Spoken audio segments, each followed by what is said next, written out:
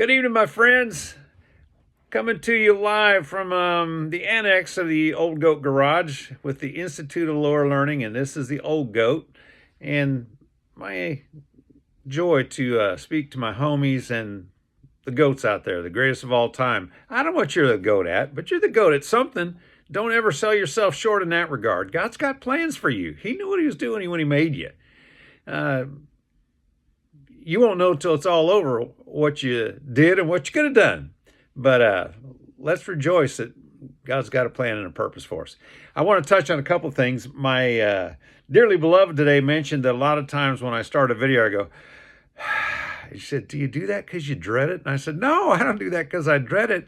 I do that because I really want to say something, but I don't know how to say it. I don't know how it's going to come out. I do take some notes. I've got a little whiteboard sometimes that I use to just, kind of refresher notes, but I don't do much scripting. And of course, if you've listened to these videos, you know that there's lots of verbal pauses and just not very good grammar and not very good sentence structure a lot of times. But anyway, tonight I want to touch on something.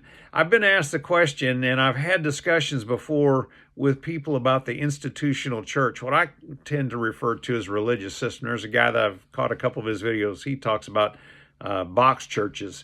But I'm not really against any church that espouses the truth that Jesus is Lord. However, Jesus created a body, and the church above all else should be his body. Now, a body, if it's really going to be useful, has to be a living, functioning, healthy organism. And unfortunately, we live in an age where the religious world draws so heavily from so many different influences. And the Bible talks about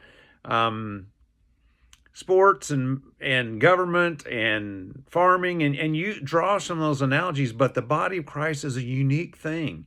And we need to be careful. I'm not against the institutional church, but I am against churchianity when the structure and the business side of it takes over, and that's the real driving force. There was a preacher I knew a number of years ago who every time I ran into him, he talked about the fact that mortgage payment comes due every Monday morning. And I thought, dude, if that's what's driving the existence, shut her down.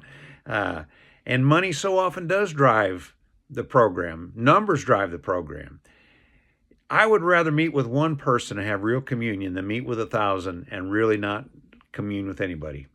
Think about that, would you? I wish you well.